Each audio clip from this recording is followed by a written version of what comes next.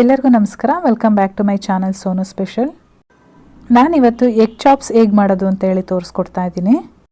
Chicken chops, mutton chops ಈ ರೀತಿ ಮಾಡೇ ಇರ್ತೀರ. ಅದೇ ಥರವಾಗಿ ಎಗ್ ಚಾಪ್ಸ್ನ ಹೇಗೆ ಮಾಡೋದು ಅಂತೇಳಿ ನೋಡ್ಕೊಳ್ಳೋಣ. ಇದು ನಮಗೆ ಪೂರಿ, ಚಪಾತಿ ಮತ್ತು ವೈಟ್ ರೈಸ್ಗಂತೂ ತುಂಬಾ ಚೆನ್ನಾಗಿರುತ್ತೆ. ಬನ್ನಿ ಹಾಗಾದರೆ ಎಗ್ ಚಾಪ್ಸ್ನ ಹೇಗೆ ಮಾಡೋದು ಅಂತೇಳಿ ತಿಳ್ಕೊಳ್ಳೋಣ. ಮೊದಲನೇದಾಗಿ ಇಲ್ಲಿ 4 ಮೊಟ್ಟೆನ ಬೇಯಿಸ್ಕೊಳ್ತಾ ಇದ್ದೀನಿ. ಒಂದು ಮಿಕ್ಸಿಂಗ್ ಜಾರ್ಗೆ ನಾನಿಲ್ಲಿ 1 ಈರುಳ್ಳಿ ಹಾಗೆ ಒಂದು 3 ಹಸಿಮೆಣಸಿನಕಾಯಿ ಜೊತೆಗೆ 1 ಇಂಚಷ್ಟು ಶುಂಠಿ ಹಾಗೆ 1 ಗಡ್ಡೆ ಬೆಳ್ಳುಳ್ಳಿ ಜೊತೆಗೆ ಒಂದು 2 ಟೇಬಲ್ ಸ್ಪೂನಷ್ಟು ತೆಂಗಿನಕಾಯಿ ತುರಿ. ಮೆಣಸಿನ್ಕಾಯಿ ಹಾಕೋಬೇಕಾದ್ರೆ ಖಾರ ನೋಡಿಬಿಟ್ಟು ಮೆಣಸಿನ್ಕಾಯಿನ ಸೇರಿಸ್ಕೊಳ್ಳಿ. ಹಾಗೆ ನಾನಿಲ್ಲಿ ಒಂದು ಅರ್ಧ ಹಿಡಿಯಷ್ಟು ಪುದೀನ ಸೊಪ್ಪು, 1 ಹಿಡಿಯಷ್ಟು ಕೊತ್ತಂಬರಿ ಸೊಪ್ಪನ್ನು ಹಾಕ್ಕೊಂಡು ನುಣ್ಣಗೆ ರುಬ್ಕೊಂಡು ಒಂದು ಸೈಡಲ್ಲಿ ಎತ್ತಿಟ್ಕೊಂಡಿರ್ತೀನಿ. ರುಬ್ಬಬೇಕಾದ್ರೆ ನೀರು ಅವಶ್ಯಕತೆ ಇದ್ದರೆ ಒಂದು 2 ಟೇಬಲ್ ಸ್ಪೂನ್ ನೀರು ಸೇರಿಸ್ಕೊಳ್ಳಿ. ಹಾಗೆ ನಾನಿಲ್ಲಿ ಒಂದು ಫ್ರೈಯಿಂಗ್ ಪ್ಯಾನ್ಗೆ ಒಂದು 2 ಟೇಬಲ್ ಸ್ಪೂನಷ್ಟು ಎಣ್ಣೆನ ಬಿಸಿ ಆಗಲಿಕ್ಕೆ ಇಟ್ಟಿದ್ದೀನಿ. ಎಣ್ಣೆ ಚೆನ್ನಾಗಿ ಕಾಯ್ದ ಮೇಲೆ ನಾನಿಲ್ಲಿ 1 ಈರುಳ್ಳಿನ ಚಿಕ್ಕದಾಗಿ ಕಟ್ ಮಾಡಿ ಸೇರಿಸ್ಕೊಳ್ತಾ ಇದ್ದೀನಿ. ಇದು ಸ್ವಲ್ಪ ಟ್ರಾನ್ಸ್ಪರೆಂಟ್ ಆಗಬೇಕು, ಸಾಫ್ಟಾಗಿ ಬೇಯಬೇಕು. ಅಲ್ಲಿವರೆಗೂ ಈ ರೀತಿ ಈರುಳ್ಳಿನ ಎಣ್ಣೆಯಲ್ಲಿ ಹುರ್ಕೊಳ್ಬೇಕು. ಈರುಳ್ಳಿ ಚೆನ್ನಾಗಿ ಫ್ರೈ ಆದಮೇಲೆ 1 ಟೊಮೊಟೊನ ಅದೇ ರೀತಿ ಚಿಕ್ಕದಾಗಿ ಕಟ್ ಮಾಡಿಕೊಂಡು ಸೇರಿಸ್ಕೊಳ್ತಾ ಇದ್ದೀನಿ. ಟೊಮೊಟೊ ಇಲ್ಲಿ ನಮಗೆ ಸಾಫ್ಟಾಗಿ ಮ್ಯಾಶ್ ಆಗಬೇಕು, ಅಲ್ಲಿವರೆಗೂ ನಾವು ಫ್ರೈ ಮಾಡ್ಕೊಳ್ಬೇಕು. ಟೊಮೊಟೊ ಎಲ್ಲ ಬೇಗ ಮ್ಯಾಶ್ ಆಗಲಿ ಅಂತ ಹೇಳ್ಬಿಟ್ಟು ನಾನು ಇದಕ್ಕೆ ಒಂದು 1/4 ಟೀ ಸ್ಪೂನಷ್ಟು ಅರಿಶಿನ ಪುಡಿ ಹಾಗೆ ರುಚಿಗೆ ತಕ್ಕಷ್ಟು ಉಪ್ಪನ್ನು ಸೇರಿಸ್ಕೊಂಡು ಮಿಕ್ಸ್ ಮಾಡಿಕೊಂಡು ಬೇಯಿಸ್ಕೊಳ್ತೀನಿ.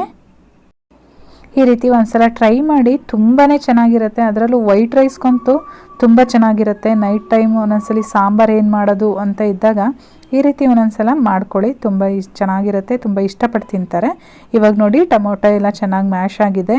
ನಾವು ರುಬ್ಬಿಟ್ಕೊಂಡಿದ್ವಲ್ಲ ಆ ಮಸಾಲೆನ ಇದರೊಳಗಡೆ ಸೇರಿಸ್ಕೊಂಡು ಮಿಕ್ಸ್ ಮಾಡ್ಕೊಳ್ತಾ ಇದ್ದೀನಿ. ನಾನಿಲ್ಲಿ ನೀರನ್ನು ಒಂದು ಅರ್ಧ ಕಪ್ಪಷ್ಟು ಸೇರಿಸ್ಕೊಂಡಿದ್ದೀನಿ. ನಿಮಗೇನಾದರೂ ಗ್ರೇವಿ ಸ್ವಲ್ಪ ತೆಳುವಾಗಿರಬೇಕು, ತುಂಬ ಜಾಸ್ತಿ ಜನಕ್ಕೆ ಬೇಕು ಅಂತ ಅಂದರೆ ಜಾಸ್ತಿ ನೀರನ್ನು ಹಾಕ್ಕೊಂಡು ಸ್ವಲ್ಪ ಗ್ರೇವಿನ ತೆಳುವಾಗಿ ಮಾಡ್ಕೊಳ್ಬೋದು. ಈ ಮಸಾಲೆದು ಹಸಿ ವಾಸನೆ ಎಲ್ಲ ಹೋಗಿ ಎಣ್ಣೆ ಬಿಡೋಕ್ಕೆ ಸ್ಟಾರ್ಟ್ ಆಗುತ್ತೆ, ಅಲ್ಲಿವರೆಗೂ ನಾವು ಫ್ರೈ ಮಾಡ್ಕೊಳ್ಬೇಕಾಗತ್ತೆ. ಮಸಾಲೆ ಎಲ್ಲ ಈ ರೀತಿ ಕುದಿಯೋಕ್ಕೆ ಸ್ಟಾರ್ಟ್ ಆದಮೇಲೆ ಒಂದು ಅರ್ಧ ಟೀ ಸ್ಪೂನ್ ಧನಿಯಾ ಪೌಡರು ಹಾಗೆ 1 ಟೀ ಸ್ಪೂನು ಗರಂ ಮಸಾಲ ಪೌಡರ್ನ ಸೇರಿಸ್ಕೊಳ್ತಾ ಇದ್ದೀನಿ. ಇದನ್ನೆಲ್ಲ ಮಿಕ್ಸ್ ಮಾಡಿಕೊಂಡು ಚೆನ್ನಾಗಿ ಫ್ರೈ ಮಾಡ್ಕೊಳ್ಬೇಕು. ಇವಾಗ ನೋಡ್ತಾ ಇರ್ಬೋದು ನೀವು, ಮಸಾಲೆದು ಕಲರ್ ಎಲ್ಲ ಚೇಂಜ್ ಆಗಿದೆ, ಸ್ವಲ್ಪ ಎಣ್ಣೆ ಬಿಡೋಕ್ಕೆ ಸ್ಟಾರ್ಟ್ ಆಗಿದೆ. ಈ ಟೈಮಲ್ಲಿ ನಾನು ಮೊಟ್ಟೆನ ಬೇಯಿಸಿಟ್ಕೊಂಡಿದ್ನಲ್ಲ ಅದನ್ನು ಆ್ಯಡ್ ಮಾಡ್ತಾ ಇದ್ದೀನಿ. ಹಾಕೋದಕ್ಕೆ ಮುಂಚೆ ಈ ರೀತಿ ಮೊಟ್ಟೆನ ಕಟ್ ಮಾಡಿಬಿಟ್ಟು ಹಾಕಿ. ಮೊಟ್ಟೆ ಕಟ್ ಮಾಡಬೇಕಾದ್ರೆ ಸ್ವಲ್ಪ ಆಳವಾಗಿ ಬಂಡಾರವರೆಗೂ ಟಚ್ ಆಗಬೇಕು, ಅಲ್ಲಿವರೆಗೂ ಕಟ್ ಮಾಡಿ. ಆ ರೀತಿ ಮಾಡಿದರೆ ಒಳಗಡೆ ಎಲ್ಲ ಮಸಾಲ ಚೆನ್ನಾಗಿ ಹಿಡಿಯುತ್ತೆ. ನಾನು ಅದೇ ರೀತಿ 4 ಮೊಟ್ಟೆಗಳನ್ನೂ ಸಹ ಕಟ್ ಮಾಡಿಕೊಂಡು ಸೇರಿಸ್ಕೊಂಡಿದ್ದೀನಿ. ಮೊಟ್ಟೆ ಬೇಯಿಸಿರೋದ್ರಿಂದ ಈಗ ಮಸಾಲೆ ಎಲ್ಲ ಚೆನ್ನಾಗಿ ಬೆಂದಿರೋದ್ರಿಂದ ನಾವು ಮತ್ತೆ ಜಾಸ್ತಿ ಹೊತ್ತು ಬೇಯಿಸೋ ಅಂಥ ಅವಶ್ಯಕತೆ ಇಲ್ಲ. ಮಸಾಲೆ ಮೊಟ್ಟೆಗೆ ಹಿಡಿಲಿ ಅಂತ ಹೇಳ್ಬಿಟ್ಟು ಒಂದು 5 ನಿಮಿಷ ಬೇಯಿಸ್ಕೊಂಡ್ರೆ ಸಾಕಾಗುತ್ತೆ. 5 ನಿಮಿಷ ಆದಮೇಲೆ ನೀವು ನೋಡ್ತಾ ಇರ್ಬೋದು ಎಣ್ಣೆ ಎಲ್ಲ ಬಿಡ್ತಾ ಬಂದಿದೆ. ಇವಾಗ ಮೊಟ್ಟೆ ಜೊತೆ ಮಸಾಲ ಎಲ್ಲ ಚೆನ್ನಾಗಿ ಹೊಂದ್ಕೊಂಡಿದೆ. ಎಗ್ ಚಾಪ್ಸ್ ರೆಡಿಯಾಗಿದೆ.